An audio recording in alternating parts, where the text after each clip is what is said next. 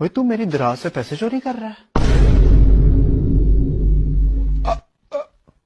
पापा वो भैया सिगरेट पीता है।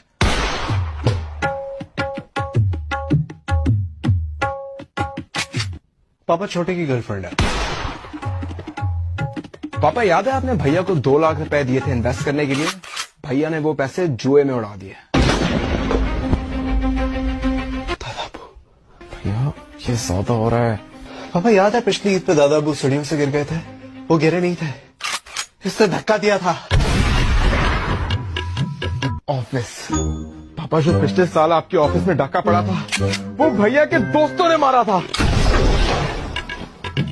पापा ये ड्रग्स बेचते हैं। लैला छोटे नहीं। पापा जिस लैला से आप रात को फोन पे बात करते हैं वो भैया है।